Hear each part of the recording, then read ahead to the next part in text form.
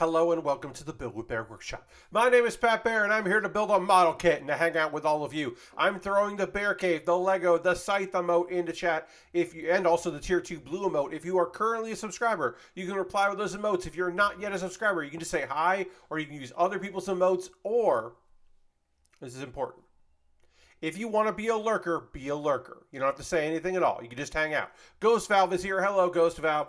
It is Monday. It is the time for our first big kit of the year. Obviously, had some streams in the new year, built some model kits, no big deal. Finished up the first Witch from Mercury kit. John's here. Hello, John. Did some Lego, no big deal.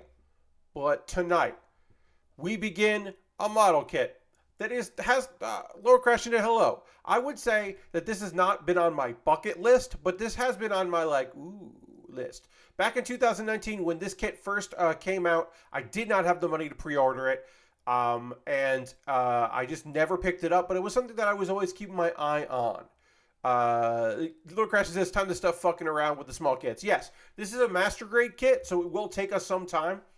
Now, this is the Heavyarms Igel Unit. So it is from the manga. It is the 2011 Heavyarms Master Grade, which is just a reissue of a previous old one, but with some new, some retooling, less stickers, because they added some more parts that were color correcting, so you didn't need as many stickers. This kit literally has like this amount of stickers here. We're not talking that many. We're good on there. And then also less polycaps. There are some polycaps, which for a master grade, you'd be like, oh, I'm actually surprised about that. But no, this does have some polycaps because it's from 2011. And then they give you an extra instruction booklet. We'll look at that at the overhead. But basically, hey, Last Brick, welcome. There's an extra instruction booklet that is just like, hey, here's some extra stuff from the Eagle.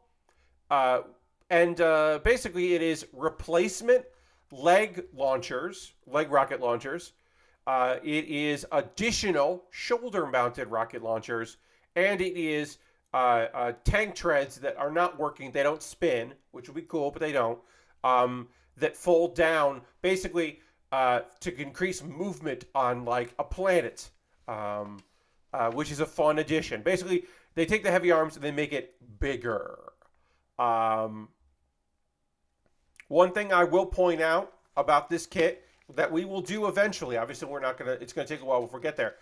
Once this kit is complete, I will remove all of the cool extra parts and I will add them to the other Heavyarms because that sounds cool. I have the Heavyarms custom from Endless Waltz, the one that takes one gun and makes it 4 guns. So we're going to put that on there because and also it has more missiles and such, which will make it the ultimate device. Because I can and because it'll easy to do that. And also, I have somewhere lost the part of the head on that one, and I can use this kit as a part source. So we're going to do that because I think that would be cool as hell. You just have to like take off a couple pieces on the feet and it'll work out fine. On the ankle, basically. To allow for the leg parts to put on there. I've watched someone do it on a YouTube video, so it is possible.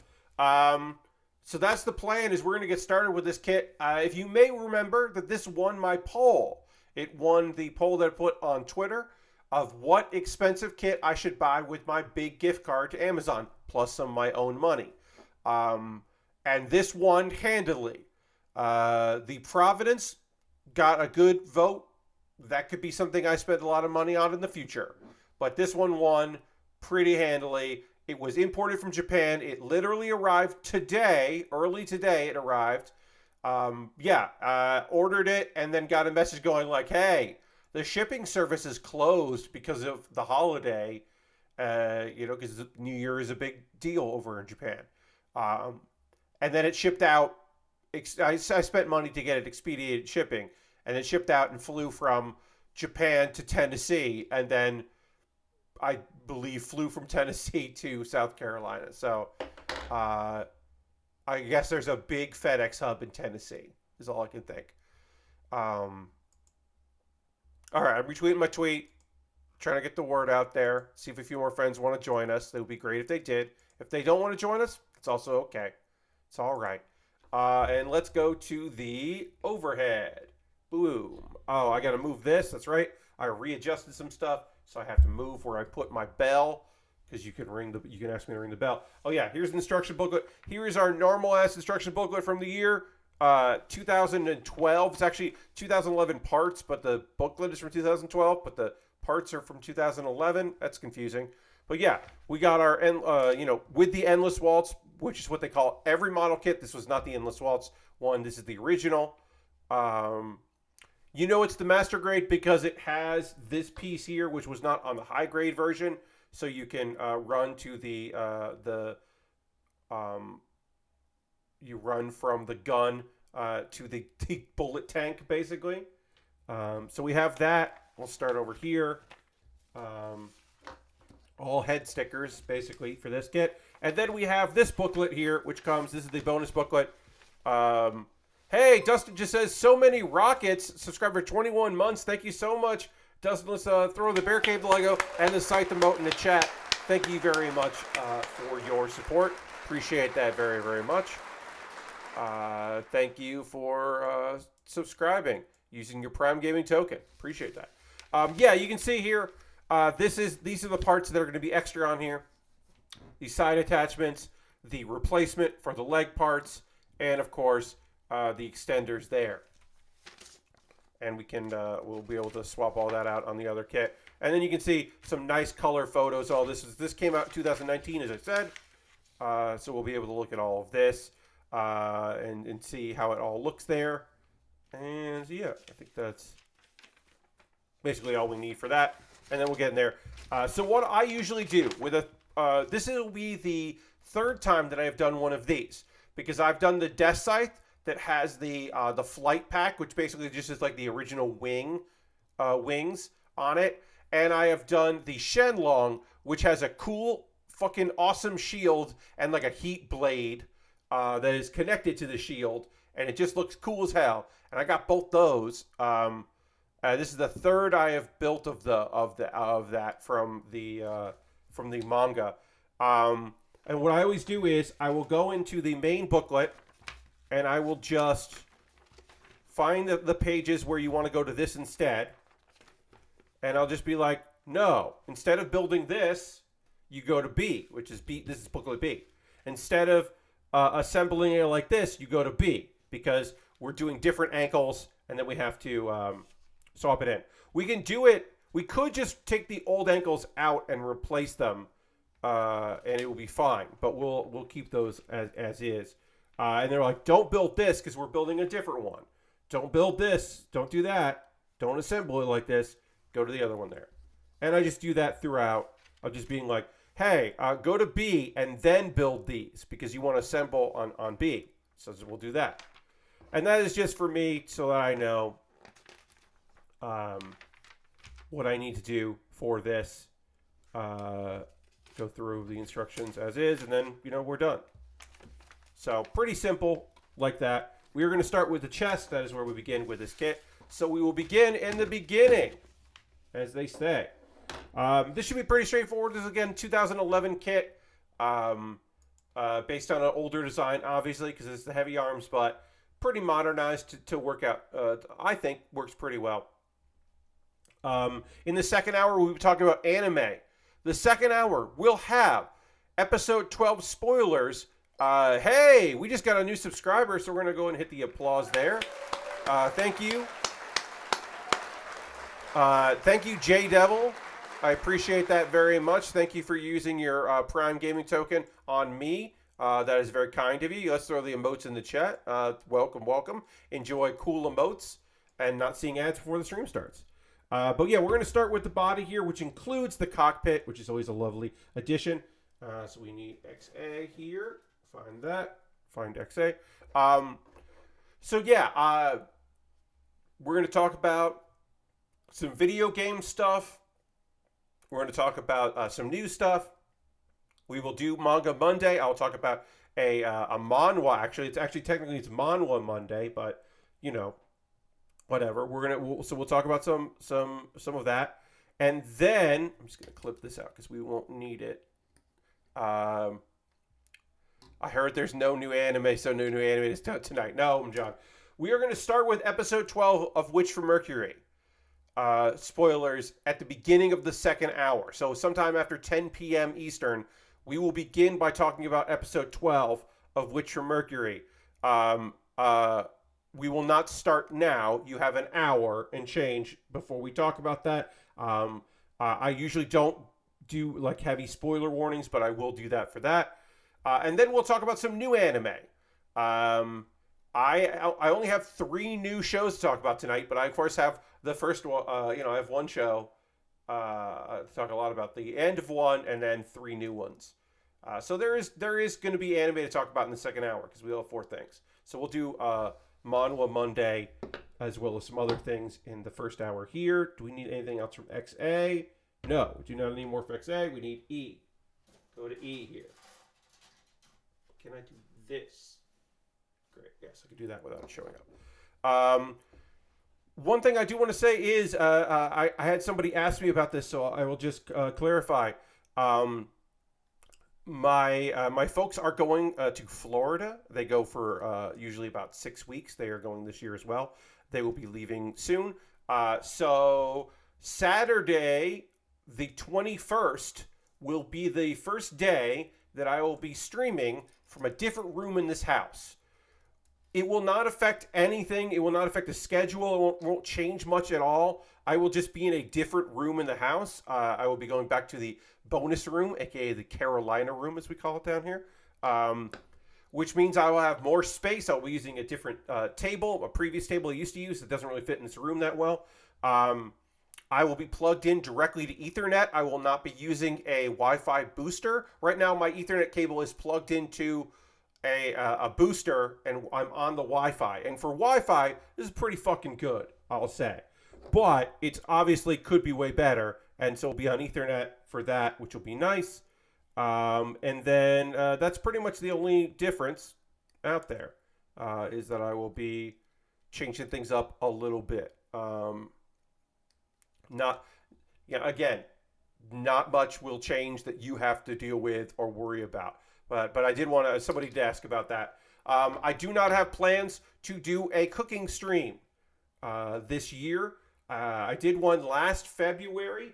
I have a new computer since then, which will not, the desktop is bigger, the tower is bigger, so I don't think it will fit as well on my kitchen counter. And also, I am not putting blame on anyone. I am not saying something. This is not a challenge or me like trying to be rude.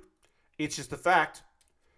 The cooking stream that I did in 2022 had less viewers than my typical bonus stream, and it's a fuck ton more work, y'all. Cooking streams are so much more work than playing Pokemon Platinum Randomizer, which I'm doing tomorrow at 9 p.m. Eastern. Here, just so check that out. But yeah, going from Pokemon Platinum Randomizer to like a cooking stream is so much. It's so much different amounts of work. So I don't want to do that. I don't want to do it like that. So the plan is not to do a cooking stream again. Someday I might. I'll be up for it. I think I'll be ready to give it a shot.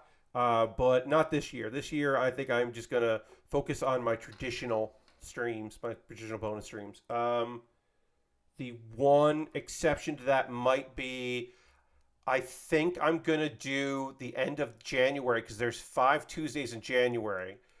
So this Tuesday, Pokemon Platinum Randomizer. Next Tuesday, I think will be me checking out a game on Game Pass that is coming out soon, and I'm hopefully going to be playing it with mods. Supposedly the mods that work on the PC version will work for it because the another game in the series that does work. So there will be a guide of how to set that up, and I'll be doing that. So that's probably going to be what the 17th stream is. The stream on the 17th, I should say. And then the 31st, Oh no, yeah, the 31st. No, sorry, the 17th. I don't know what I'm doing for that stream. The 24th will be trying out this game with mods, and the 31st will most likely be a karaoke stream because I've not done that in a while, and the idea of doing it while my folks are out of town is appealing for me. I'll be in the other room. I can stand and do it because singing while seated for 2 hours or an hour and a half is not my favorite. But standing for that time, I think would feel better. I've done that once before, and I liked that idea. So I'm looking to see about that. All right, so we need a lot of XAs and XBs here. Working on the chest. Sometimes, even though I've done this particular kind of kit quite a bit, and I've even done this exact high grade before in the master grade form. Master grade of this scale. It still sometimes is a little annoying, and I have had times where I'm like, I didn't do this right. I don't know why I didn't do this right, but I didn't. So that could be frustrating. We'll figure it all out. Anyway, yeah, so I think the 31st is going to be a karaoke stream. I have not done one in a while. I like doing them now and again, and there are 5 Tuesdays in the month, so why not do that for one of them? Again, I'm not sure. Okay, did I pull the wrong piece out? This is the wrong piece. I needed a XA 25, and I got XA. Yeah, this is the wrong piece. Put it over there. I know what that piece is for, so I'll use it when it's time. Okay, other things. This is just a public service announcement. Hey, well, actually, first we'll say hi to Dan Forrester89. Thank you for subscribing with Twitch Prime. Let's hit the applause there. Thank you, Dan, for using your Prime Gaming token. Let's throw the Bear Cave, the Lego, the Saitou emote in the chat. Thank you very much for your support. Appreciate that. Got a bunch of Prime subscribers tonight, returning, and some new, which is really nice. That's very kind of everybody. I appreciate you. Thank you. Let's see. All right, that's what I want to do. I want to fully take this piece out. Public service announcement. Blazeball is back. The website has been updated. There is a new season. Apparently, stuff's happening in Blazeball. What is happening in Blazeball? I don't know. I have no idea. It doesn't say, hey, I know that guy. Well, nice. I don't know what's going on in Blazeball. I don't understand it. It doesn't. Look, I understand that it is a thing played on a website and you follow along like you're following along sports results, and it's a fiction, and then there's a lot of room for telling your own stories within it and coming up with lore collectively, and it's like Homestuck meets fantasy baseball, and it gets weird and wild, and I know all of those things are true, but stuff beyond that is not something that I can I can't tell you more than that. I can't be and then this happens, and then that happens, and there's no, I don't know. I don't get it. I've tried. I haven't tried enough. I think it's beautiful. The sense of community that gets fostered in Blazeball. The idea that a bunch of musicians got together to form a band to write music for Blazeball, and then also other music now. And they're doing that. And I think that is cool as hell. Got a lot of appreciation for that. Just real neat and cool. But I don't quite get what's going on there beyond appreciating it. But maybe this is the best time to get into Blazeball. It's possible that there's never been a better time to get into the game of Blazeball.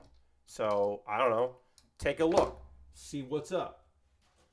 I mean, people I love very much that are important people in my life are involved in Blazeball. So, at the very least, one of the coolest people that I know Felix is involved, and that dude fucking kicks ass. So, there's that. Okay, so it's got to look like this. It's got to look like that. And then this goes in like that. And then this goes... I have done this particular thing like 1,000 times. I know this fits in here, and then this slides up in here. And then this will move the arm back and forth so you can move the arm in and out. And you just have to make sure this is nice and tight, because otherwise it won't connect well when you're connecting all the parts. So I think I did this right, but we will see. Right now, Blazeball is very straightforward. You just bet on games, and then there are votes at the end of the week. Okay, Last Brick is saying that it starts in an approachable fashion, and then if I really remember correctly, then the voting starts getting weird, and then once the voting starts getting weird, then everything starts getting weird. If I remember properly here. Okay, so and then this has got like this. This should be old hat, because I have done this particular type of master grade. This, master grade for the Gundam Wing show so many times that this should be old hat, but it's not. Okay, I think that is connected properly and looks good. We will find out soon enough if I have fucked it up or not. So yeah, Blazeball. That might be something you want to get into. Now would be probably an okay time to get into that. Let's see. Other things we can talk about here.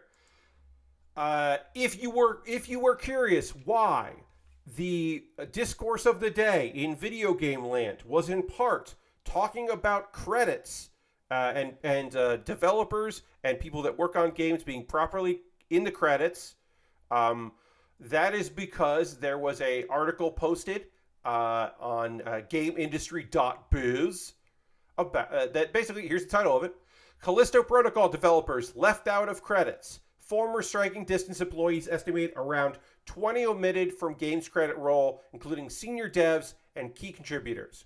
So, there are several important things to understand with that, right?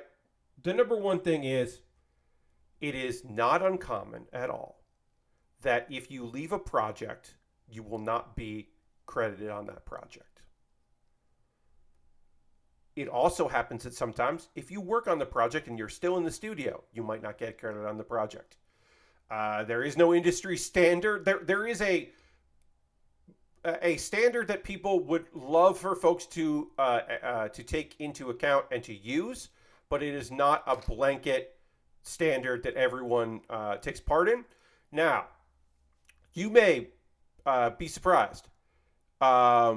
Credits are already very long, so just give credit to everyone that worked on the game. Yes, they're already so long, you can just add people. Now, I know that some people say, well, that if you left the game, if you were laid off or you quit, why would you be included in that?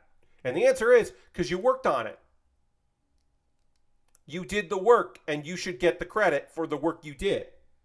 And I don't think that's unreasonable to say. I don't think that is a radical thought. I know a lot of comments from this I saw on Twitter, and then, okay, so I got to get this connected, and it's just not doing it. So did I do it right or wrong? These two are in the front, so that's right. I can make sure that this is snapped in properly. This appears to be snapped in properly. This all looks good. So now I have to just fucking fiddle around until I figure out why this is not lining up properly and doing what it needs to do. And then this has to snap in, and then it'll just all work and look good. But it doesn't, and then it feels like I have to force it, and I have this problem every time I do one of these kits, where I'm just like, what did I do wrong? One thing I definitely believe now I did wrong is I put this in backwards. So that would explain some of the issues that I am facing. So I need to separate this. I believe this needs to go the other way now that I look at it. I do believe that I did do this improperly. So I need to separate that, and we are going to get out the part separator here. I did see some people who were commenting stuff like, credits are long. Who cares? Blah, blah, blah. And the idea that they should let you skip credits is a separate issue.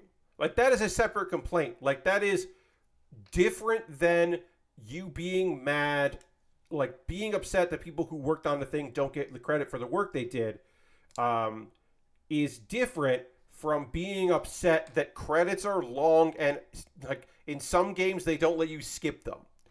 Now, obviously, a union would help with this, right? Because there would be union rules about credit, like what kind of credit is given and who gets the credit and all of that. A lot of people said, like, if you worked on a project for 30 days, you should be in the credits. I think it is if you do any work. In this case, with Callisto Protocol, these are people who are like senior devs on the project, people that worked on the project for years, people that did huge amounts of work, and obviously they should be credited. And it is nonsense that they are not. And I think that it should be considered pretty open and shut. That it's just like, oh yeah, this is best practices. This is what you should be doing. But unfortunately, that is not the case. Not how some people see it, and not how it is going. Okay, so now this should theoretically slip right on, and it does. Great. So I figured out the problem, which was I put on the neck backwards. This was the neck there. Needed to be on differently, and now it is. And I'm just going to make sure this is all closed up tight, so that way when I put the front piece on, it'll go there. Yep, this is all closed up nice and tight. Now we can move on to more of the frame.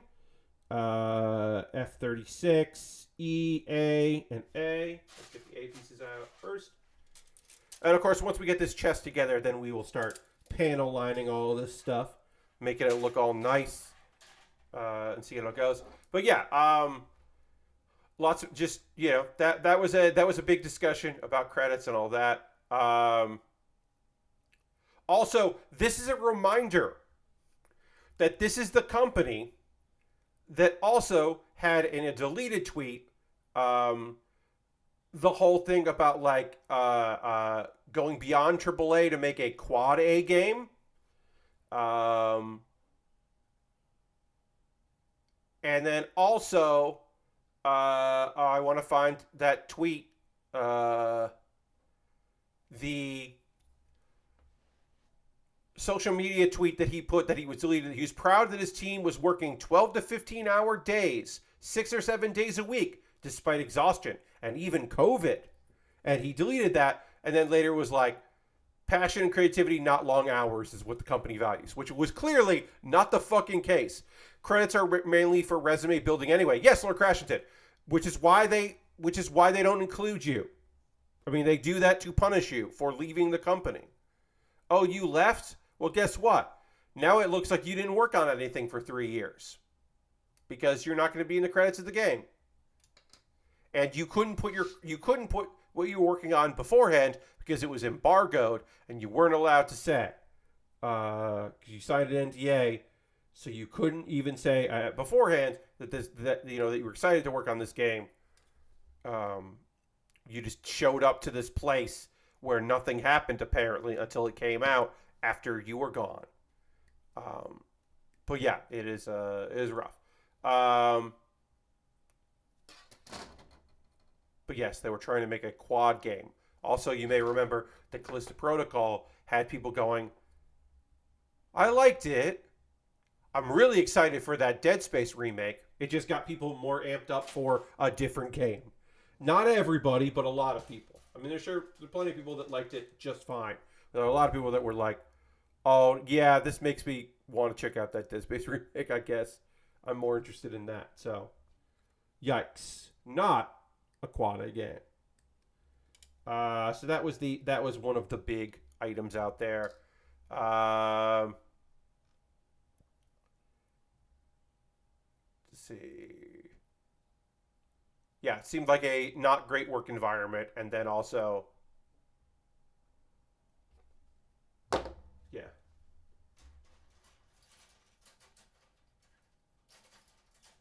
This is an incredible quote. Whenever anyone would leave the studio, there would be no recognition of that person leaving. It's the only company I've ever worked at where you'd find out a week to a month later that someone on the team had left. Another says the farewell email standard at other studios were curiously absent. You never saw those emails. There were no emails like that. People were just leaving. Oh, what happened to so-and-so? He's gone. Which is like, oh, that's bad. The credit omissions. It seems like some people who don't work there anymore were in the credits. Not everyone, but some people were just not in the credits.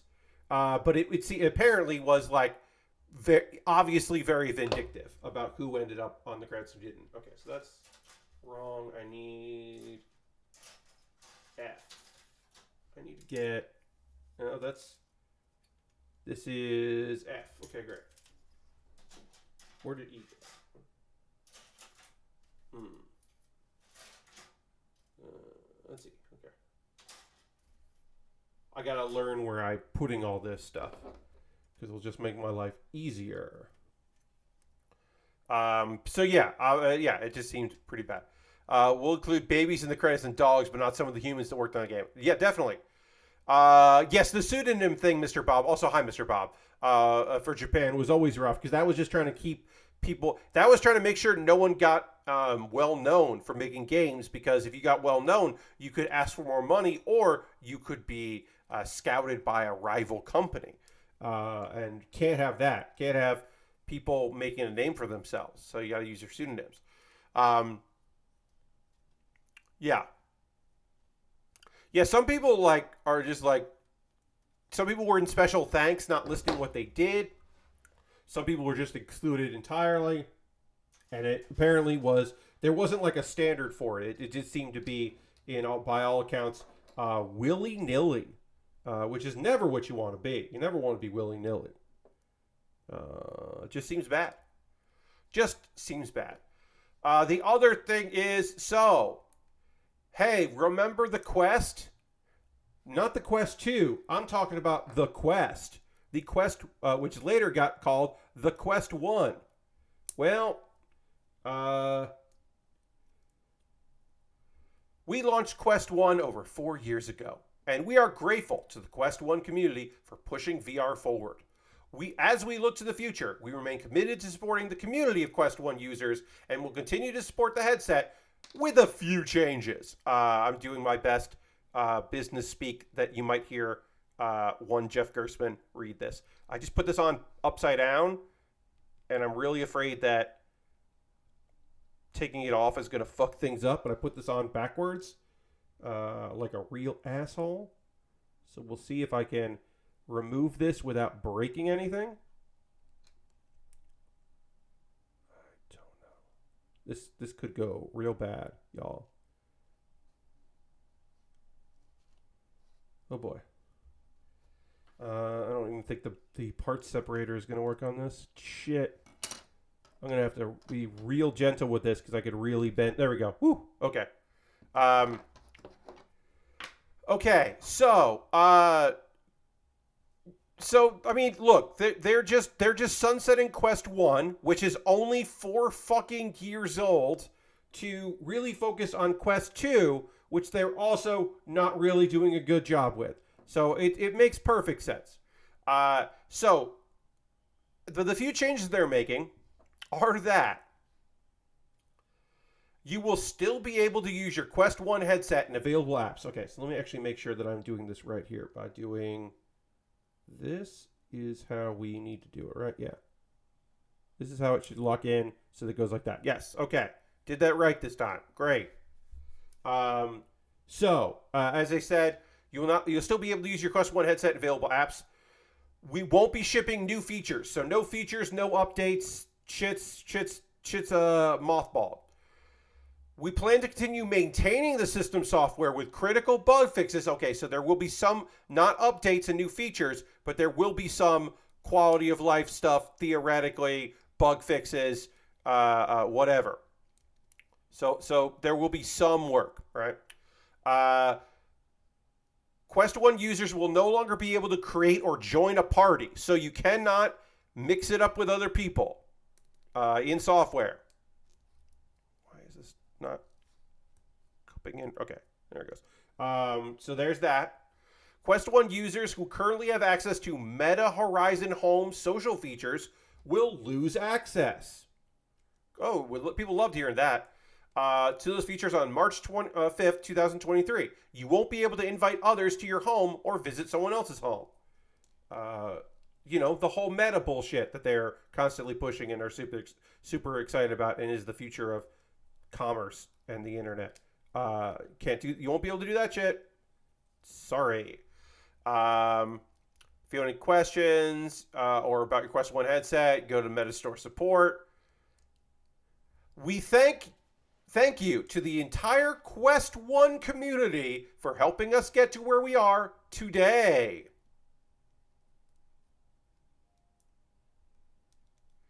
They also changed processor speed change on the Quest 2, which could be a safety issue.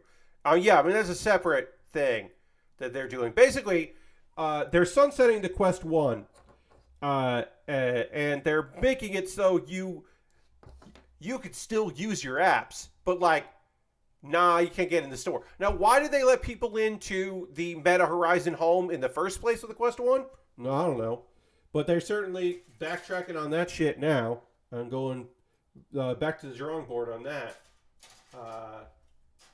And that is a bummer for Quest fans. If you have a Quest 1 and you did not want to get a Quest 2 because it worked fine enough for what you were doing, you now have less things that you will be able to do with it coming up. And also, lack of support and all that. Lack of new features, anything like that. Quest 1 still lasted longer than the Rift S. Yeah. That ain't saying much. It's a bummer for fans, for people that have it, and there's nothing wrong with their set except for the fact that it is not being supported anymore. And it does feel shitty to end with a thank you for getting us to where we are today, at a position where we can say fuck off. Thanks for supporting us so that we can say eat shit. That's a bummer. This is not cool. All right, so get on there. We're doing our chest here, getting our chest together, getting this all loaded and ready to go. We'll panel line once we get everything together. Go over here. Great. And I need A23. So yeah, that was the other thing that looked that's shitty. I'm gonna switch gears, and we're gonna talk about a manhwa. It will say manga on the thing because I didn't change that, but we're gonna talk about a manhwa. It is Manhwa Monday, so we'll talk about something that I've been reading that I want to chat with you about. It's called Sigrid. Sigrid is Sigrid is about a girl that got murdered and then time regressed back to the past when she was younger, that then has the opportunity to change her life. It's one of those. It's an action manhwa. It is fantasy. There are powers and monsters. But the biggest monster actually was Sigrid. And it does some stuff that I think is pretty fucking interesting within the genre, within the time regression genre, which is its own subgenre. The make things right subgenre is very popular in manhwa. The getting a second chance to do the right thing this time definitely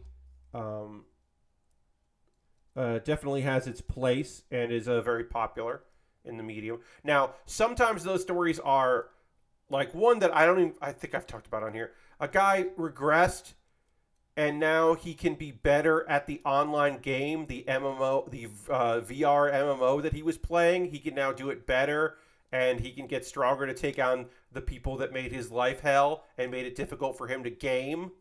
Like, that's a fucking thing.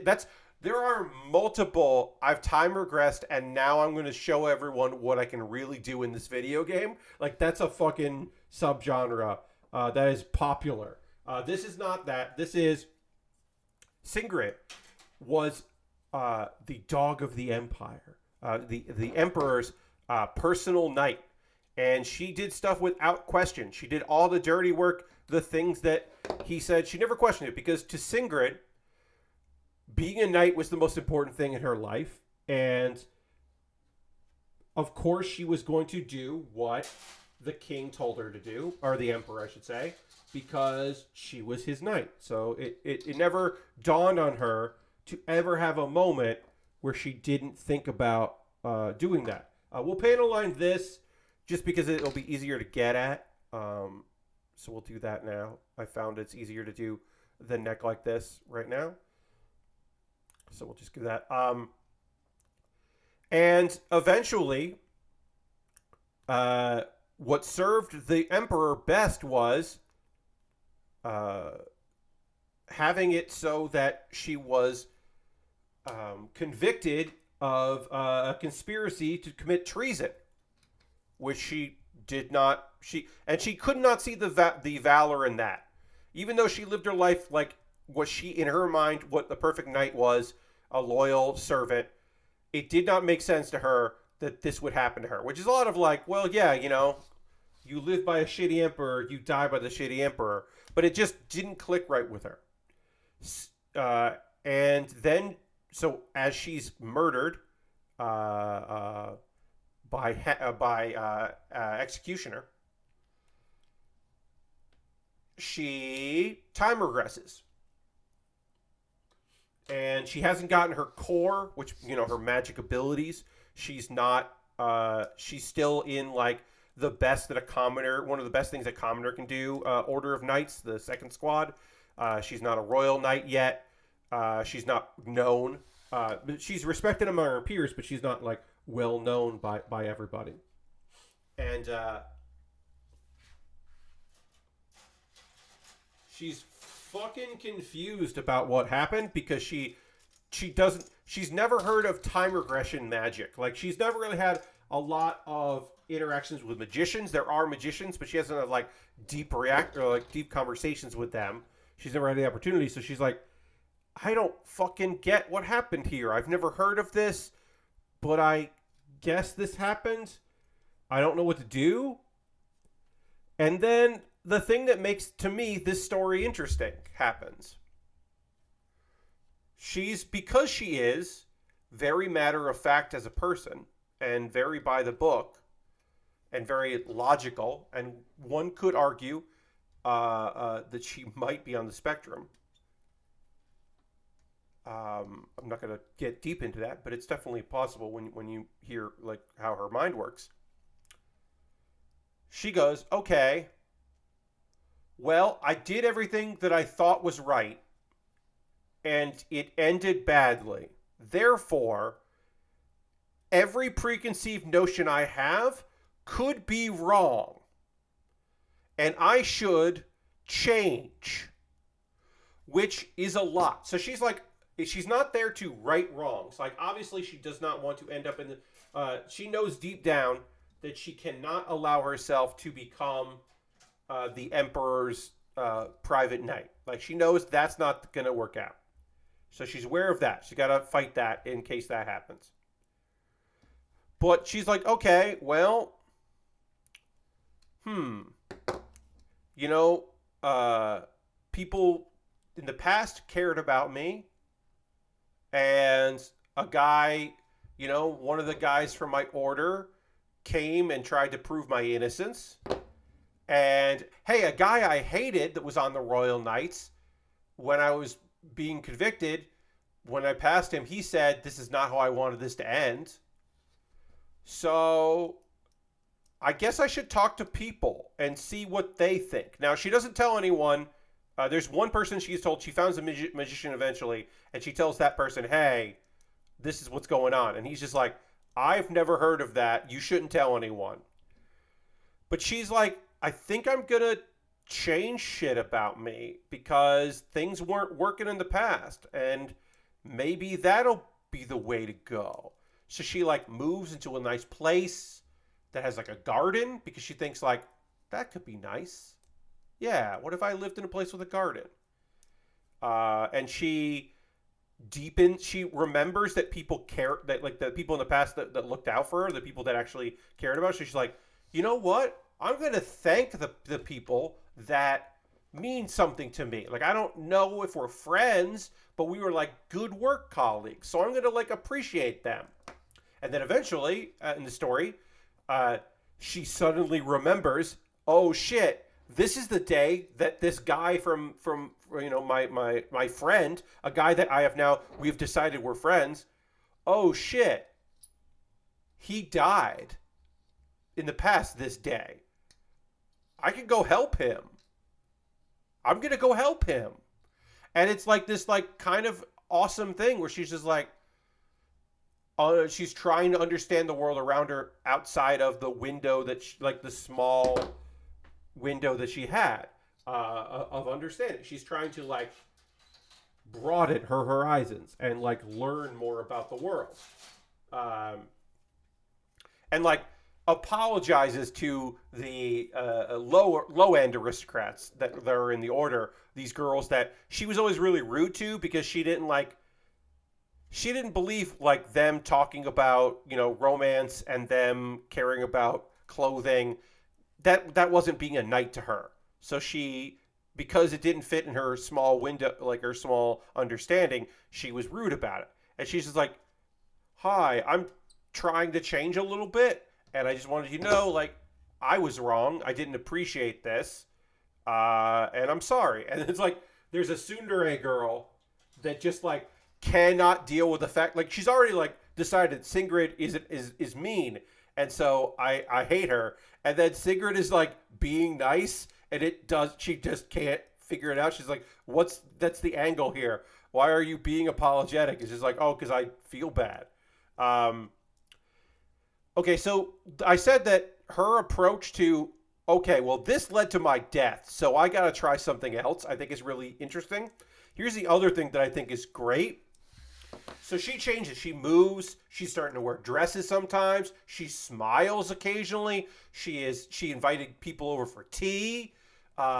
She went to a ball. She's doing all this stuff that's so out of character for her, right? The people closest to her are like, do you think she's dying?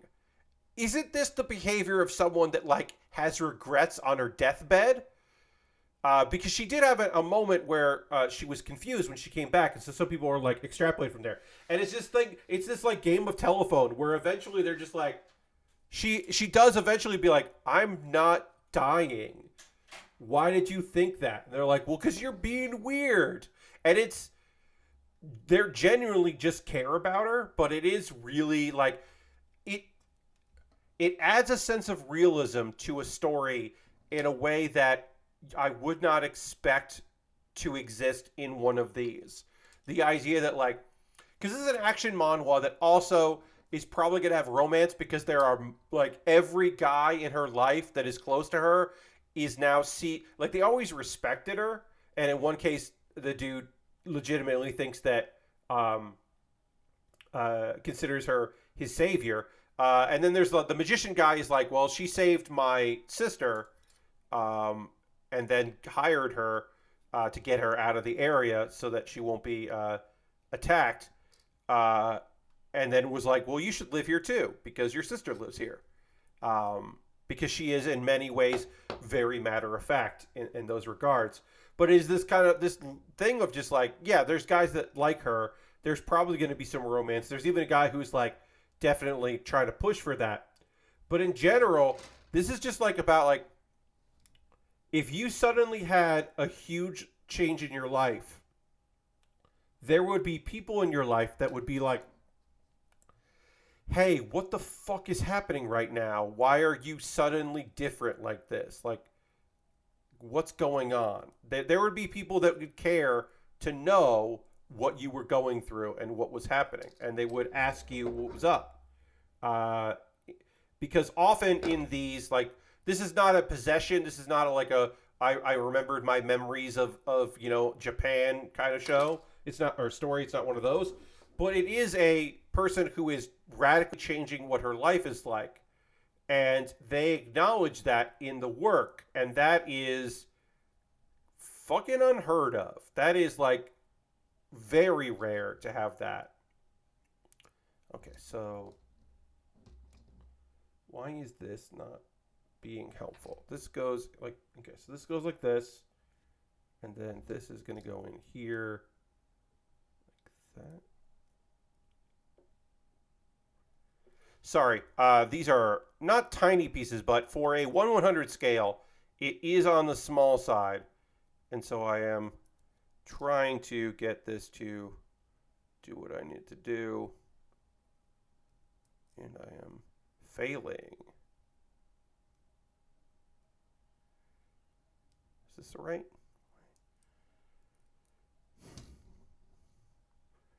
Sorry, I will get this. There we go. This is the right way to do this. Now I just have to get that in. We're going to use the part separator here to poke. There we go. We got it. We got it, friends. We got one in. We got one of these done. Now we're going to do the other one. This is so much better than stickers. The 1/100 scale high grade that I've done in the past and the master grades, they want you to use stickers for this and for like these parts. And that sucks. There are stickers that will go with this that are water slides, and we're not going to do them because fuck that. But the fact that the chests are not stickers is so nice because I have done so many of these as stickers, and they're very frustrating.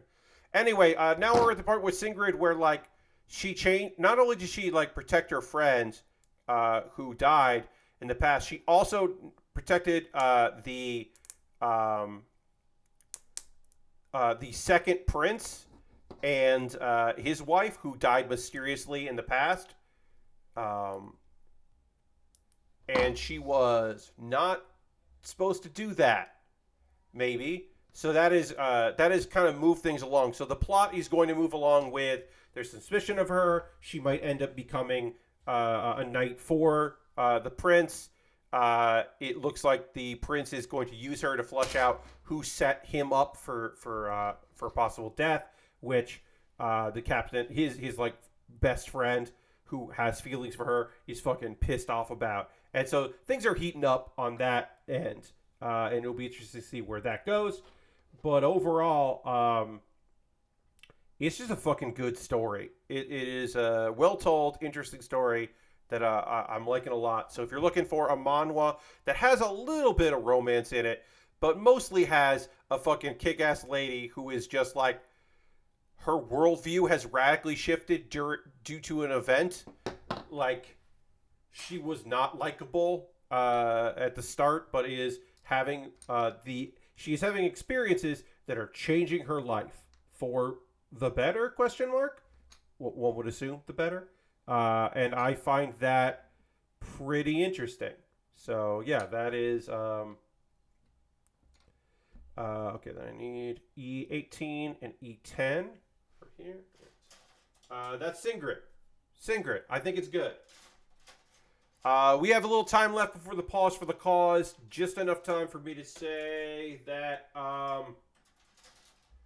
my stream tomorrow night at 9 p.m. Eastern. I would love for you to come and check that out. I'm playing Pokemon Platinum Randomizer. It won my my $3, $5, $10 patrons voting for what I do the second Tuesday of the month. And they voted for Pokemon Platinum Randomizer, which I am happy to do because I think that game is fun.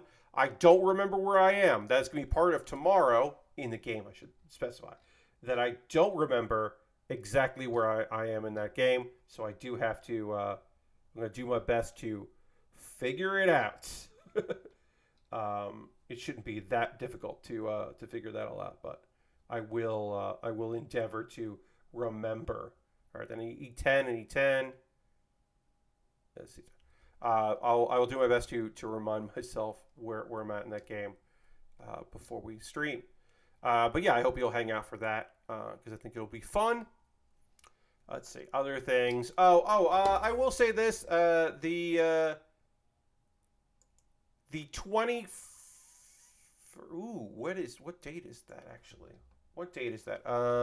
There is going to be a Saturday stream that will be earlier in the day.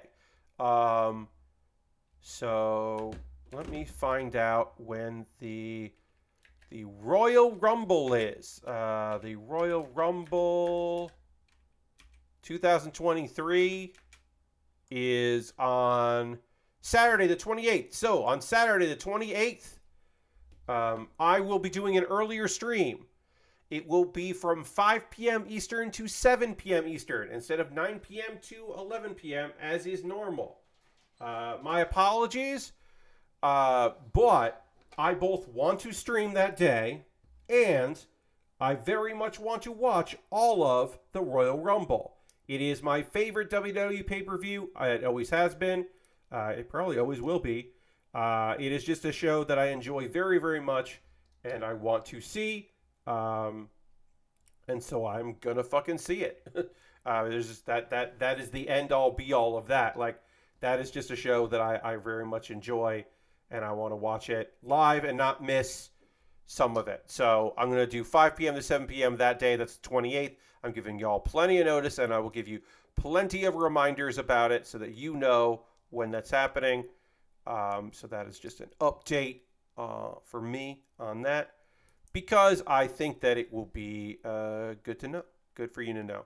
But yeah, I always like the Rumble, and I want to watch the whole thing. So the best way for me to do that is to finish the stream up and then have food delivered while the pre-show is on, because I don't care about the pre-show.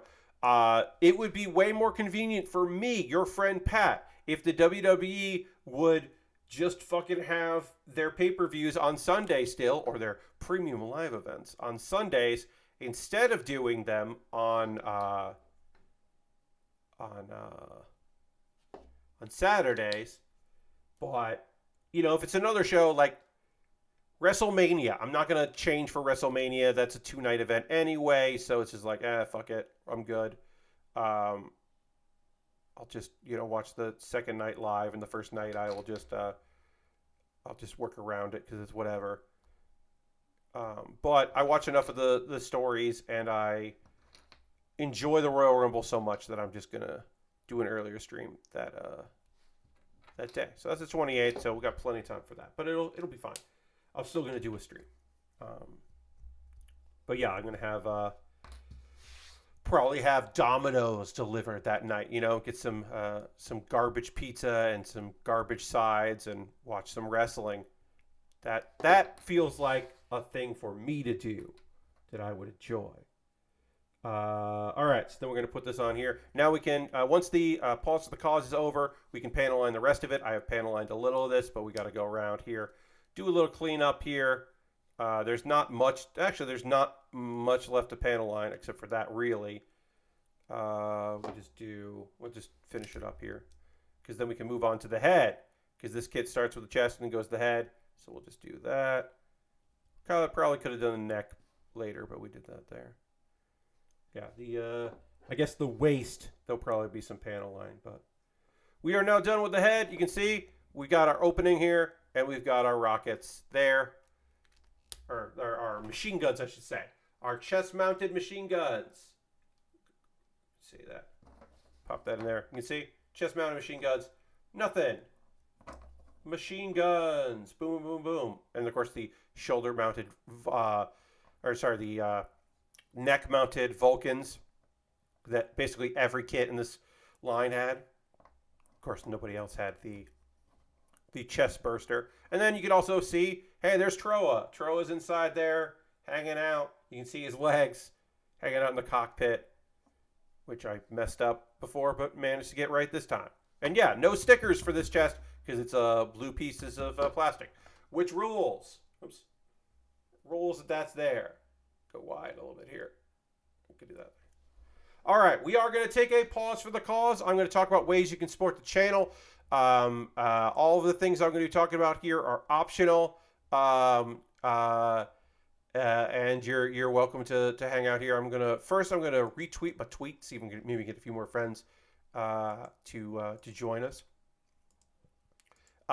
If you're currently a subscriber, you can throw the Bear Cave, the Lego, the Scythe, the Tier 2 Blue emote if you're a Tier 2 subscriber. Being a subscriber is the easiest way to support me through cash money or through your Prime Gaming token. We've had 3 people use Prime tonight, which is rad. That's fucking awesome. So thank you everybody who did that. And of course we had we haven't had anyone use Cash Money tonight, but we do have plenty of people out there supporting via Cash Money, which we really appreciate. Subscribing is the easiest way to support what I do here. You get cool emotes. You don't see ads. I appreciate everybody that has made the choice to do that at any point. If you can do it monthly, that's great. If you can only do it once in a while, that's also okay.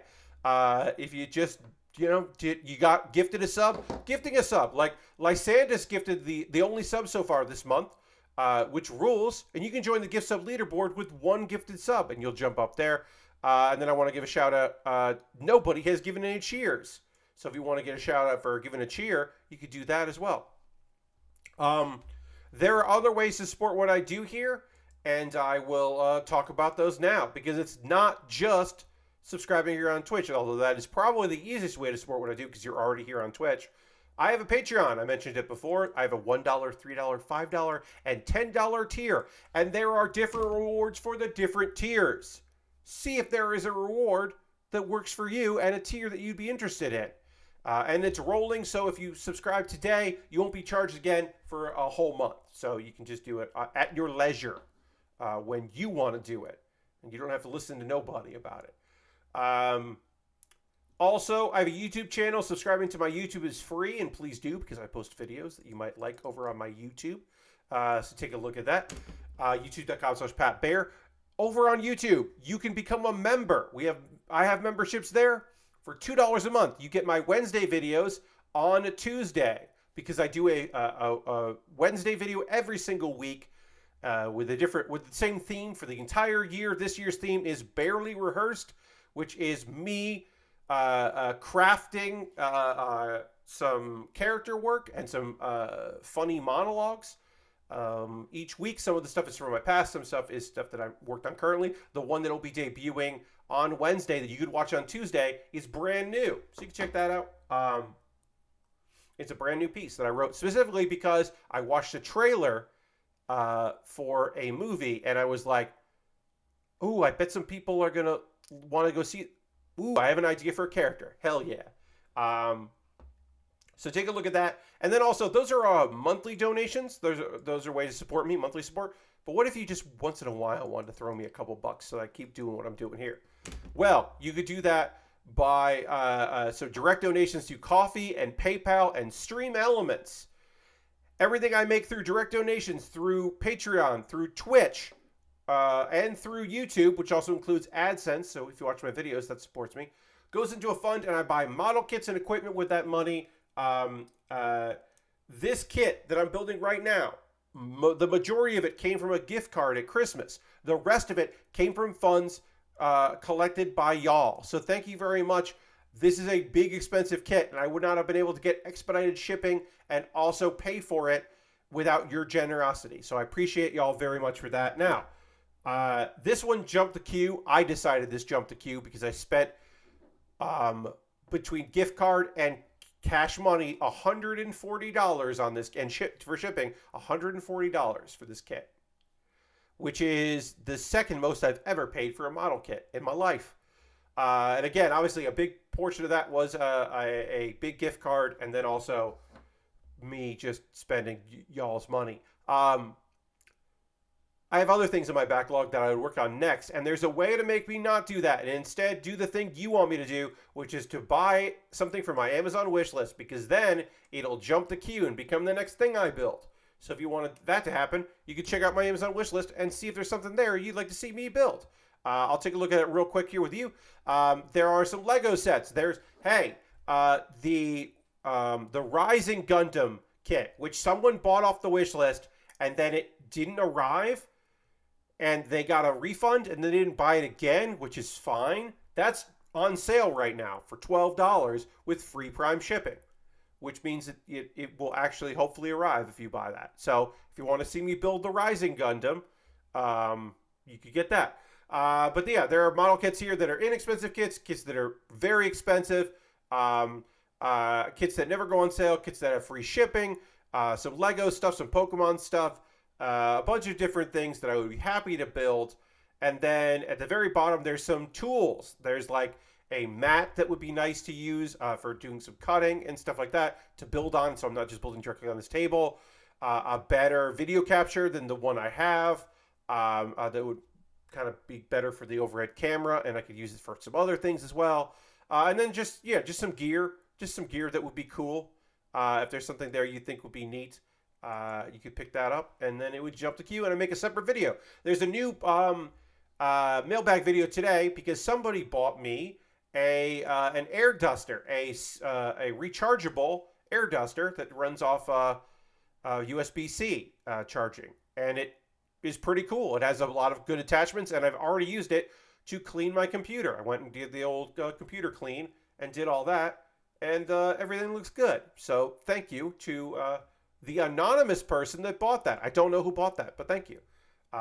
There's an air pump part of it too, or for like freezer bags. It's like, and I don't need that, but it's cool. Alternative to my Amazon wish list is my Throne wish list. There's a bunch of stuff there you can take a look at and see if there's something you'd like me to have from that. And then USA Gundam Store. You could buy a gift card to USA Gundam Store, and I would use that to buy a model kit. It would probably be something from G-Witch because that is the stuff they have in stock that is popular, and the stuff that I am most interested in picking up from modern kits probably would be that. I can't imagine there'd be something else that I would be more interested in right now. Let's see. You can support me for free by joining my Discord if you haven't already. Discord is we have a great little Discord going over there, the Bear Cave Discord. A couple of video links for you to check out. I will have a new Pat Bear's Anime Club out on Monday, but the current Pat Bear's Anime Club, next Monday I should say, right now is my wrap-up of last season and my preview of this season. So if you're interested in the new shows that are out, I kind of gave a preview of that, and if you want to know what you missed last season, check that out. And then Baerly Rehearsed, I'll have a new episode of Baerly Rehearsed up on Wednesday, but this is in case you missed it, my new series, which I promise that I will rehearse. I will do some rehearsal for this and try to be off book, but I might just end up reading it. But this one is a character that is receiving an award, and maybe that award is not well deserved. Because maybe he has opinions that seem like they're in the right, but like, it's a fun little character piece that I originally wrote in 2016 and updated it. Okay. We're going to talk about some anime in a moment here, but first, before I talk about anime, I have to have a drink of water because I didn't need it, and we got to go back to the overhead camera, and we're going to do that dramatically. Right now.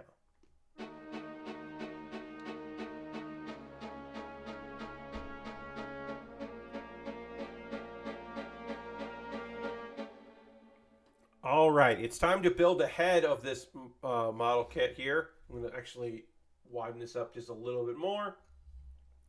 So, hey,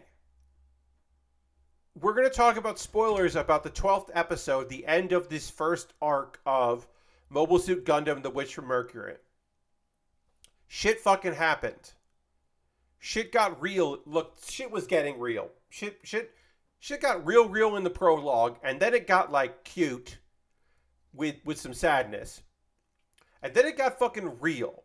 And last episode, there was like catharsis in some ways, and like characters like communicating their wants and needs, and some people that are like pretty that are unused to speaking their minds having a chance to do that. And it was like almost healthy that in that way and good. And then immediately it was like, and things are going to get fucked up. I hope you weren't expecting this to be not brutal. Because it's a Gundam series. And look, not every character in Gundam gets introduced just so that it will feel bad when bad things happen to them. But if you're having a good time in a world where there's a Gundam, that good time does not last forever. And in this, it didn't. It very much did not. So, I don't usually say this because I do just talk about what happened in an episode of things, but spoilers. We're just going to fucking talk about it. We're going to get into it and talk about it.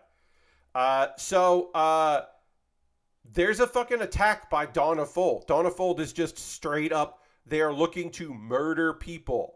It seems like one of the Tigers is Mirane's dad. Like, that is like an obvious target, is Mirane's dad. Like, that guy's got to die. A bunch of troops come in. Yeah, they're going after it. They eliminate a bunch of people. There's a bunch of people that just get fucking slaughtered that we don't know, so we don't care about them as much as some other people that we will start to care about very much soon. Nika is like, hey, don't attack Earth House. But other people witness that happening. Martin witnesses this, so we know some shit there, and there's, we got some betrayals already happening. Mirane meets up with her father, but he gets wounded trying to protect her, which is like, he fucking sucks. Like, obviously he sucks, but he does go out of his way to, like, their relationship is strained, but they're still, they're still looking out for one another, which is nice, especially in Gundam. Not always the fucking case, as we'll talk. And so she's like trying to like help him, and then Ghoul's was captured. He escapes. Great for Ghoul. And then he gets in a Dawn of Fold mobile suit, and then he has to fucking fight a Delanza, and he doesn't know who's piloting that Delanza. And I know that the events at the end of this episode are the shit that people want to talk about. Everybody wants to fucking talk about what happened at the end of this episode. But I think we should have a moment to fucking talk about how Ghoul kills his fucking dad in self-defense. Ghoul's dad sees a Dawn of Fold mobile suit and is like, I'm killing that thing. Ghoul sees somebody and like has no way to be like, hey, and unfortunately realizes after the fact. Was probably not going to be able to prevent anything, but also doesn't know in the moment, I am killing my dad. Yes, poor Bob indeed. And I feel like that has been downplayed. I thought that would be the rough part of this episode, says Dustin. Yeah, Dustin. As I said, if this had been the climax of episode 11, then we would have had 2 weeks of talking about that shit. Now, did Ghoul's dad suck shit? Yes, we did not like him. He was bad news. But also, it is not like Ghoul had like revenge in mind. He was not out here to get revenge on his dad this way. He was not out there looking for him. Vilm had some reason, treats the fight like his old high school days and goes for the head. Yeah, I mean, like, look, I'm not saying dude was smart about anything, but still, that is not what Ghoul was looking to do. The shows, the introduction of the shows outside of the prologue, obviously, if you don't count the prologue, the show's first minor villain, the introduction of the asshole, our character who went from the guy that like is a dick to the guy that is like kind of accidentally around and doing stuff, and like I'm not going to call him Vegeta, I'm going to call him Yamcha. Like, Ghoul is Yamcha. He was like a villain and then quickly was just like, well, I guess I'm here now because of a girl and respect. And then he fucking killed his dad. Yeah, John, you're right. I could show more respect. He's Tien. Because he is a good dude that is caught up in a bunch of bullshit. But at his heart, he is just like a good doof. So yeah, Tien is maybe a better comparison. Where it's just like, man.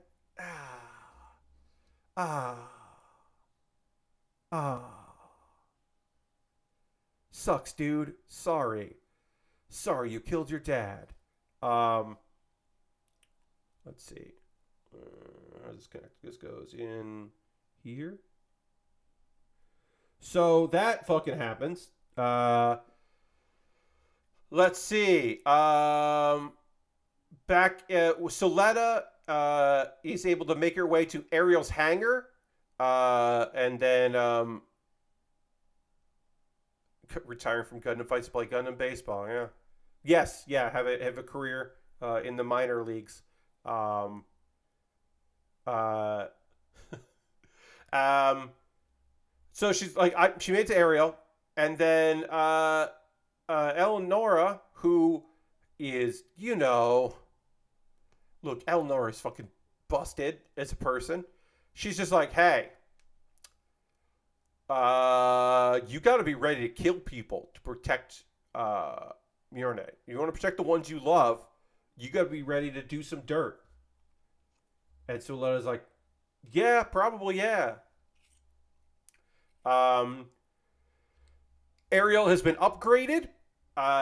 Two of the people she fights, Sophia and Noria, are no fucking, like, totally, like not in her league. Reinforcements arrive just in time. And so then the Dawn of Fold retreats. And then Soletta is like, all right, I gotta get Mjolnir, who is just trying to escape with her dad and keep her dad going, and is like, we are going to get you treated, and then I'm going to be so mad at you, and it's this tender moment, and then there is a dawn of, this dude's like, I know I'm dead because I didn't get away when everyone retreated, but at least I can kill this guy. He's about ready to shoot this girl and her dad. And then the Ariel punches through the fucking wall and squishes that dude fucking dead. Just squishes that dude dead. That dude is fucking flattened. That dude is a puddle of blood. And it is not lost on me that the first shots in the episode 1 of her, like, in the hand of Ariel rescuing, the escaping Mjolnir, is now juxtaposed with Ariel being there for Soletta to climb down to rescue her.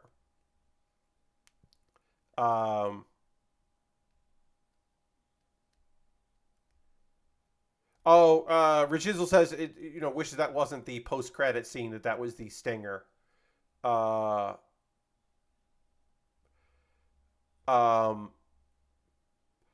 And this, they do the thing. The cliffhanger isn't the weight of it. The cliffhanger is Soletta being like, oh, I had to. Because Soletta, the thing that is important, the thing that, like, people talk about, and the thing that people are going to overanalyze and go into it, which we'll mention here, but we don't have to go in as deep, is Soletta feels fucking justified. Soletta saved the day.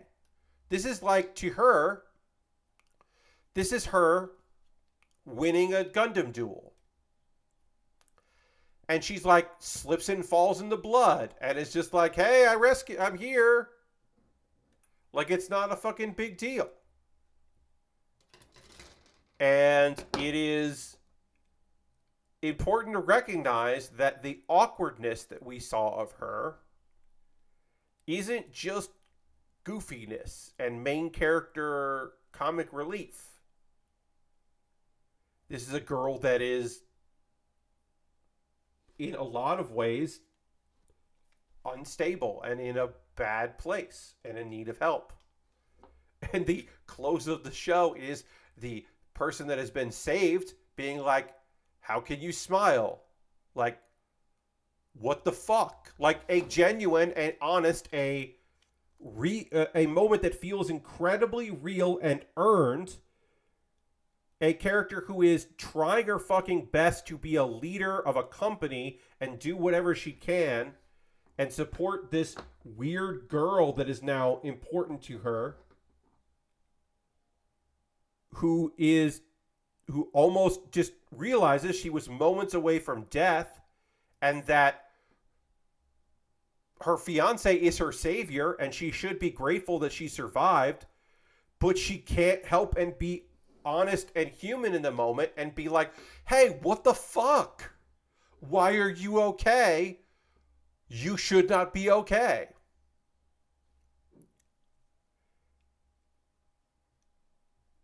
And it's, some people have said things, to the effect of like, oh, I mean, this body count is so low for a Gundam series. And, oh, well, like, it's not as brutal as some other ones. And it's like, yeah, you're right, it's not.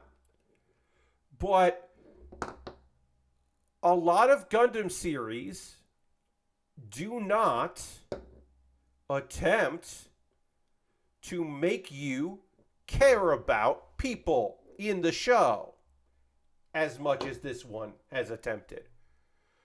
They often want you to care about humanity. They want you to care about like Earth or the colonies, or recognize that the war is stupid or whatever they're trying to get you to do. They want you to feel things. And maybe they want you to feel bad for people, but like, you feel bad for the orphans in Iron-Blooded Orphans, right? And you feel bad for their situation. And you root for them. But it's different. Sorry, it's not kids launching nukes. Yeah. Sunrise decided they were going to do a Gundam series. Wait, where'd it go? I had this sticker in my hand here. I had it. I lost the back sticker, everybody. It's okay, because it's the back. It's the back of the head sticker, friends. Oh, I found it. No one's going to care that it's not on there, but I do want to put it on there. Iron-Blooded Orphans and Thunderbolt have good attempts to make you feel for the people and not just the idea. John, you're right. Thunderbolt does go for it. I think that Iron-Blooded Orphans succeeds in many ways, but like,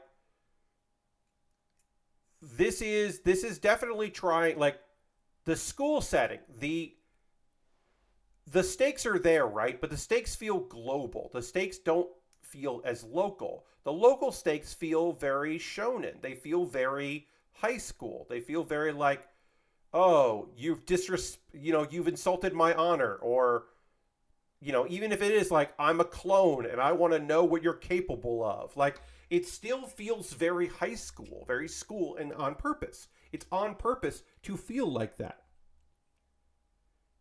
The fact that it's like, has a female protagonist, that the core relationship is one of friendship and possible love between two women. It's that it is like the Tempest, and it is Utena, and it is like trying to have some of those ideas to it. Like the fact that these kids that are running a company make a like exercise, like a video of like, hey, Gundams are pretty cool. Like the fucking video, the cringe video they made, like that exists. So the fact that Suletta is so nonchalant about murder, like, should theoretically, like, fucking matter more. It should feel more. Yes, it can fly, it can dance, it can high five. Ariel. Yeah. Like, it's attempting to tell a very personal story. And the Gundam series that try to tell a very personal story are often the ones that people like take a little while to really get into. And it makes sense that a lot of people that really connected with this Gundam, like not everybody, obviously there are people that love Gundam no matter what, but there are a lot of people who this is their first Gundam they've really gotten into. They've really, really gotten into. And that they're giving a shot at. And I'm psyched for them, and also I'm sorry. I'm sorry that they pulled a gun. That Gundam pulled a Gundam on you, and and that they introduced like they only furthered the romance angle right before the tragedy came. But that is a that's some big ass Gundam vibes right there. To be like, oh you like these people, huh? Oh yeah, it'd be a bummer if something happened to these people that you like. Oh okay. Uh, get some Gundam chat in there, yeah. I think that one of the theories I liked was more the code phrase conditioning being a possible witch like thing. Yeah, I can see that. Uh, this season will only have 10 episodes as far as my 9-year old's concerned, at least for the few years. Yes, Dustin. Yeah, no, I mean, like, the cool robots and the silly girl just trying to fit in, like, it is like a show that feels more approachable for people that are just kind of getting into it. Um, and yeah, I don't think you're wrong for being like, oh yeah, well this is where we part ways with the show for you for a while. Yeah, I think that makes total sense. Um, yeah, I mean, I'm just like so fucking good. Um, yeah, I don't really have more anything else. I mean, I'm certainly not being particular as eloquent as I could be in the moment, but I don't have anything else really to say other than like, I can't wait for more. Take your time, do it right. Um, it is this is a it is great to love a Gundam series again. It's been a little while since I had a Gundam series that I like really genuinely loved, like huge moments of, like all of the moments of.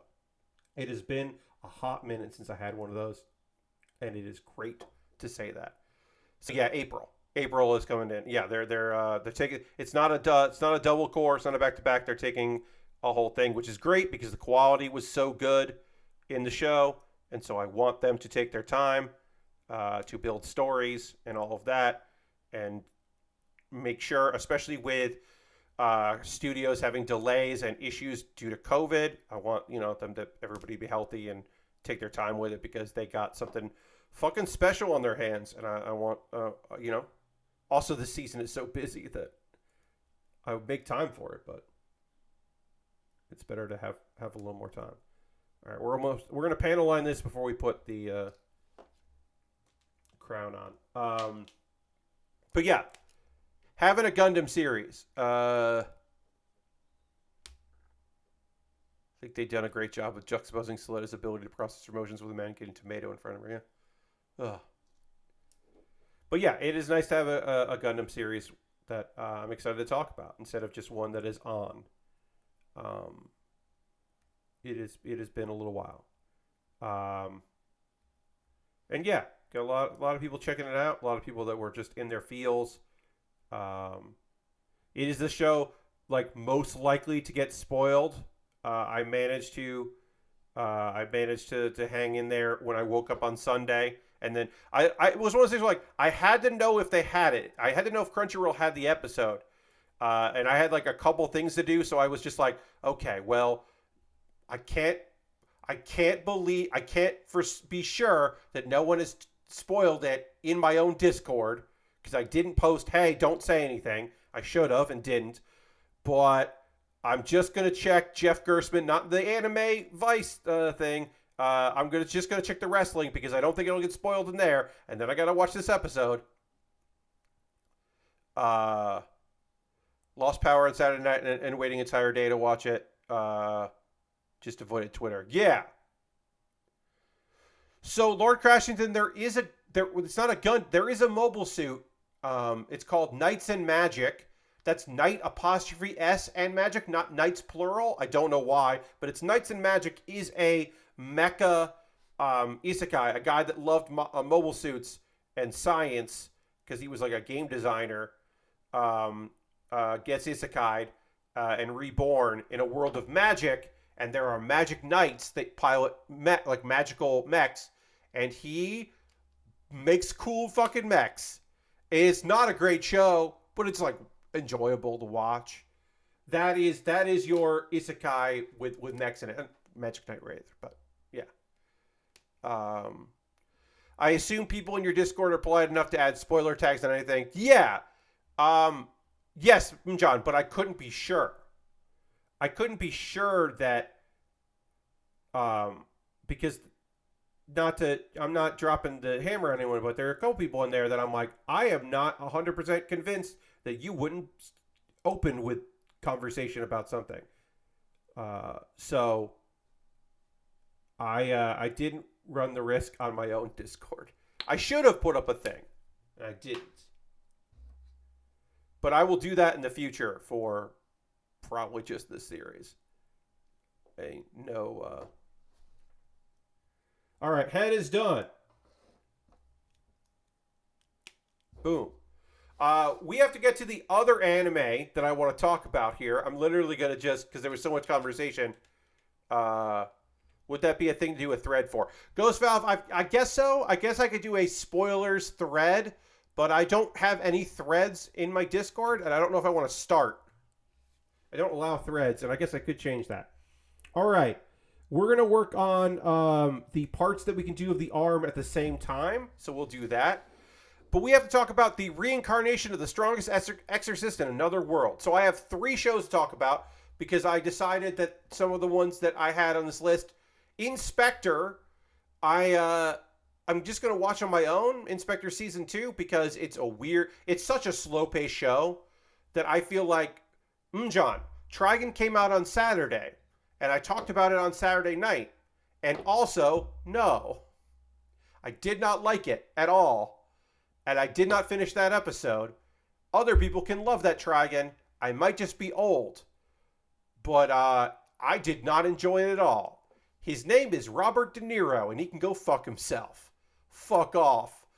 You can't replace Millie with an old alcoholic named fucking Robert De Niro and have change the gun that he uses.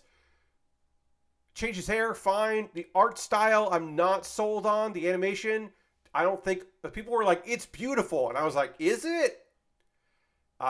They sped it up, which I guess is fine. They're journalists, not insurance agents. I guess that's okay.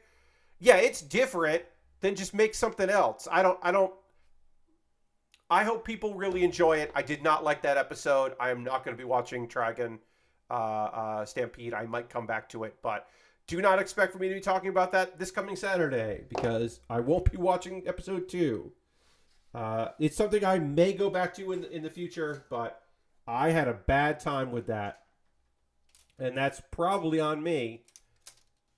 Yeah, but there's plenty of stuff to watch this season. Like Reincarnation of the Strongest Exorcist in Another World, this was lots of backstory. I had somebody tell me this isn't an isekai because he was not from modern Japan. They were trying to tell me that you gotta be going to a different world from modern Japan. And I was like, fuck off. No, it's just isekai means different world. Is our main character in a different world from the world they came in? Yes. I mean, I'm the one that says that Irma is an isekai because I think the Hell Dimension is a different world. And some people, the creator of that manga does not agree with me. And that's fine. He created the manga. I still count it as an isekai. But I understand why some people don't. But, fuck. The reincarnation of the strongest exorcist in another world is an isekai. This is a interesting manga that is not that many chapters in. It's based on a light novel. I expect this anime adaptation will blaze past the manga pretty fast by the end of the season, so that'll be interesting. And I've liked the manga. So there's not a lot that happens in this episode. Our dude is an exorcist. He's the fucking strongest exorcist, as the title says. But people were scared of his power. And in, like, a version of ancient Japan, they're, like, freaked out about it. And he gets betrayed by the imperial court. And he dies. And as he's dying, he's just like, fuck. Well, do they pull... No, so, Mjan, this is not a manga adaptation. This is a light novel adaptation. So the manga is an adaptation of the light novel. The anime is an adaptation of the light novel. Anime adaptations of isekais like this are, unless there was not, if it was just a manga, then they just adapt the manga. That's like something like Soma Spider, So What? People were like, hey, what's up with Soma Spider, So What? I've read the manga, and the manga, we don't have any of this like jumping back and forth in time. It's linear. What's going on? The light novel is not linear. The light novel jumps back and forth. The manga decided to change it and just tell a linear story, and not jump back and forth in time to go from the school stuff to the spider growing up stuff. So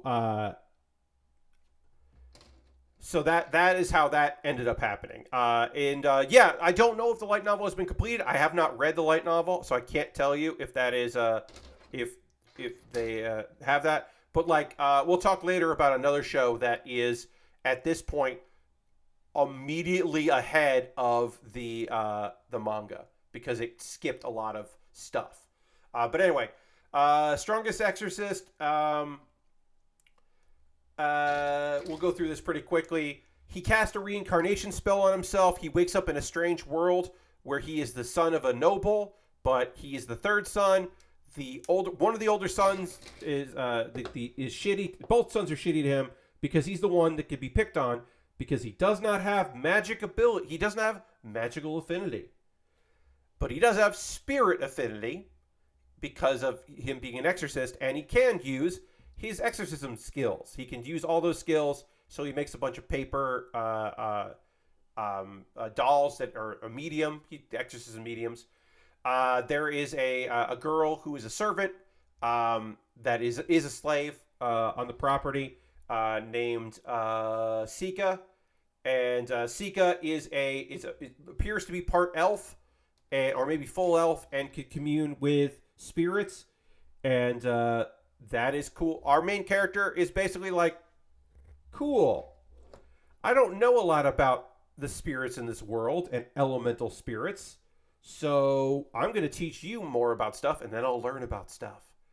The end of this episode, where he instantly murders a demon that was attacking the house, where his other brothers ran away to show his dad and people that he's actually pretty cool, and even though he doesn't have magic power, he could use magic, which doesn't make any sense.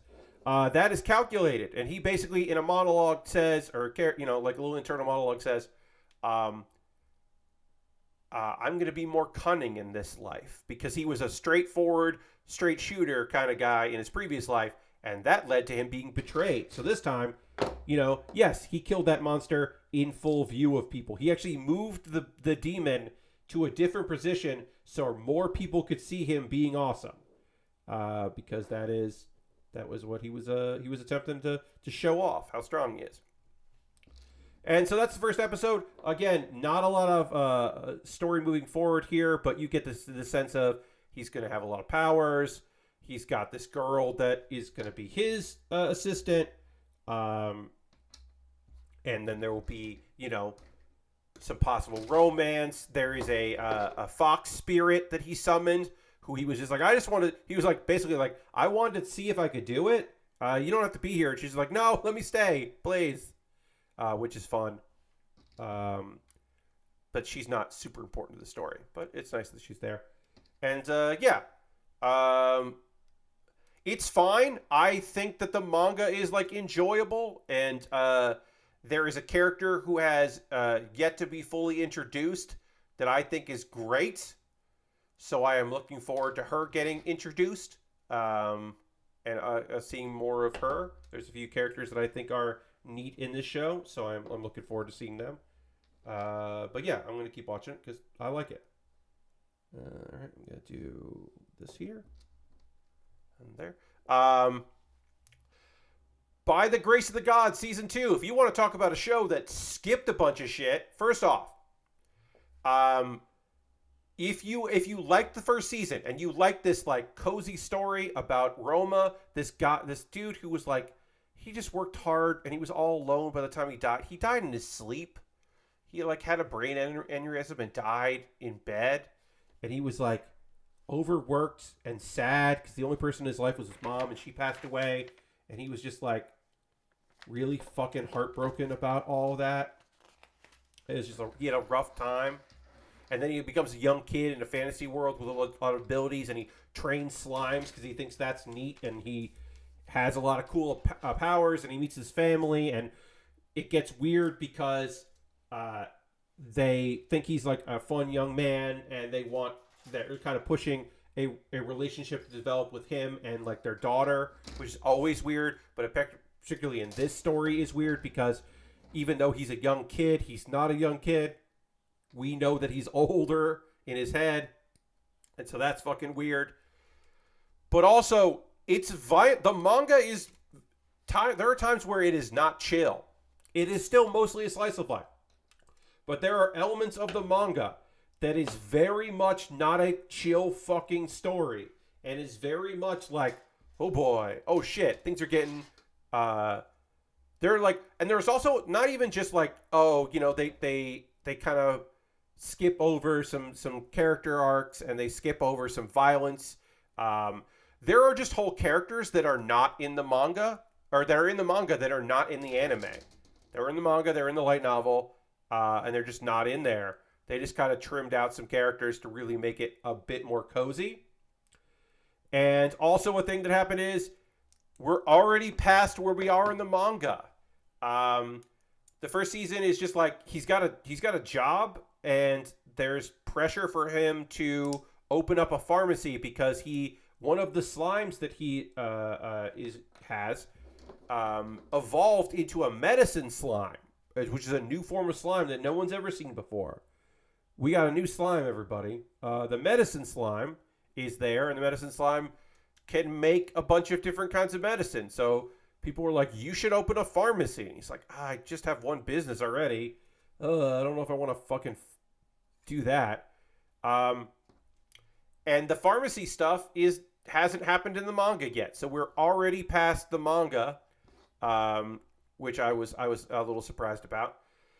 And I'm afraid, I tweeted about this, I'm afraid that some of my favorite minor characters in the show aren't going to be there. I'm hoping that they just get pulled in and described, because at this point, if the story was closely following the manga adaptation, we would have met them already. And since we haven't, I'm like, ooh, we might not be meeting them. But basically, they're the slime researchers. He needs more people to help manage the slimes. And so he hires, because in this world, slimes are not respected. And slime tamers are considered like the lowest form of tamer. So he's like, these people are kind of destitute right now because they really want to study slimes, but there's no money in it.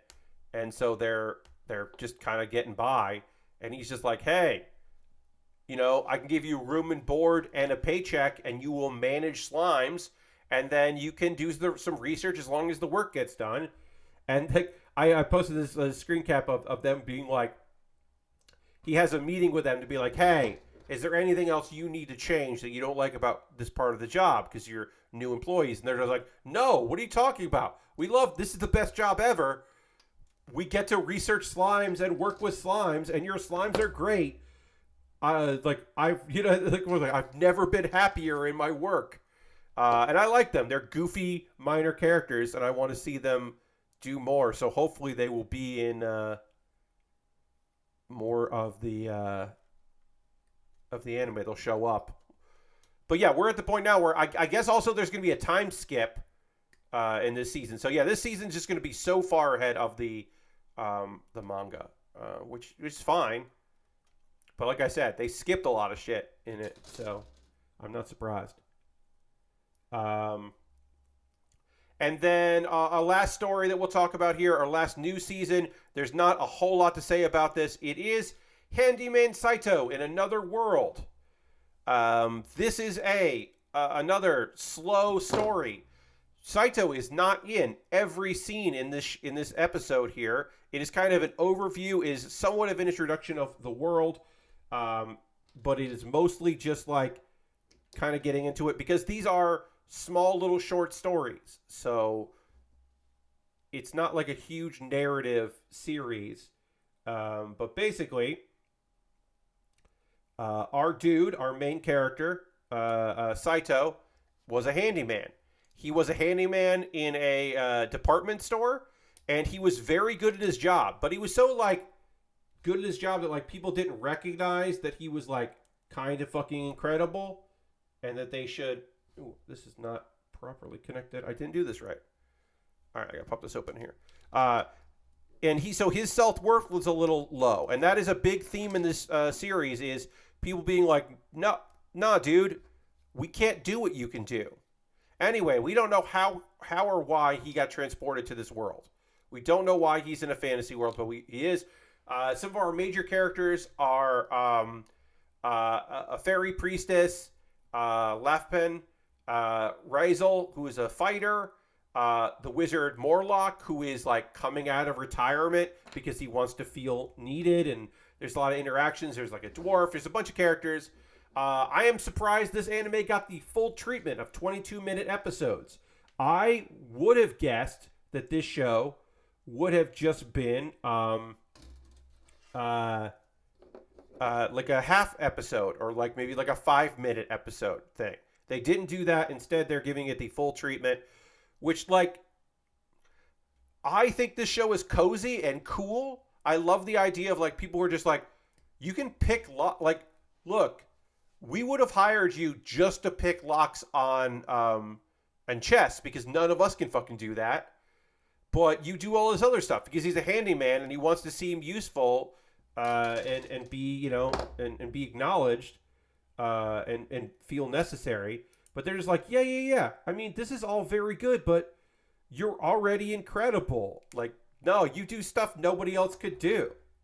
I don't know. There's something kind of fun about that. But the art style is clever. Yeah, I don't have like a ton of things to say about this episode because it is just like a bunch of short little things. I will say, it's not laugh out loud funny. It is trying to be humorous. That it is a slice of life, kind of like comedic endeavor. So it is trying to be, like not irreverent, but like fun. And it's not like laugh out loud, but it is like, oh, that's fun. That's fun. It's like that kind of series. Like I said, it's not a knee slapper, but it is enjoyable. And that is Handyman Saitou in Another World, which I think is, like I said, totally worth checking out. And that's all the anime I have to talk to you about because I did not watch the reanimated. There's a series, I forget the name of it, but is the hero. It's basically like a sword king gets reincarnated as a girl, and he's just like, well, this wasn't the plan, but like being reincarnated means that I can focus on being a knight, and I don't have to worry about being the king part, because he was like, the whole being a king really slowed me down from focusing on the sword, but then maybe he won't be able to be a knight because he's a girl. So that, I've read that manga a little bit, and I was just like, I don't really want to get into it. Inspector, I didn't watch. That's going to be a show for me, I think, because I have a few of those, like Irma-kun. Welcome to Demon School, Irma-kun Season 3. I'm just watching that on my own. Inspector, I'm going to watch on my own, and then I have not fully decided if I'm going to be watching Misfit of Demon King Academy Season 2, because I like Season 1, and it is like pretty mindless and fun, but an element that I don't know if I'm totally on board with is the voice actor of Anos is different. They recast the voice actor because the voice actor, the original voice actor, like there was like some scandals. There was like there's a whole fucking big thing. I believe it was some cheating with an idol, and people were just like, "No, get the fuck out of here, dude." So it sounds like he got like ousted from a lot of stuff, including doing that. So they got a different guy that is doing a sound-alike impression, but it is definitely different.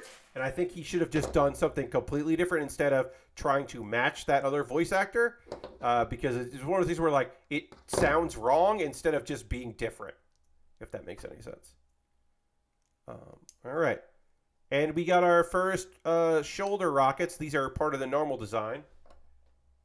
We have not finished this yet, but we will finish these on Thursday, which will be the next one we're building here. But yeah, that's going to do it as far as anime talk and the stream.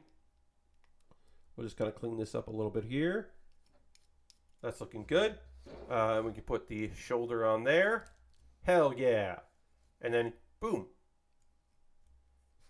So we got some work done on this. We made some progress here. I mean, we got a lot of progress, I would say. It is a master grade, so it will take a while to get through all these parts, but we did make some progress. We haven't built any new parts yet, but that'll come on Thursday. None of this is new, but the Thursday stuff will be new. So I want to thank everybody for joining me tonight. We are going to raid. That is how we end every stream, is with a raid. We're going to go find somebody doing shit out there that we think is cool, and we want to go support, that has a nice community and a good chat. Those are my things that are important, is that we will find somebody that I think is doing some good work.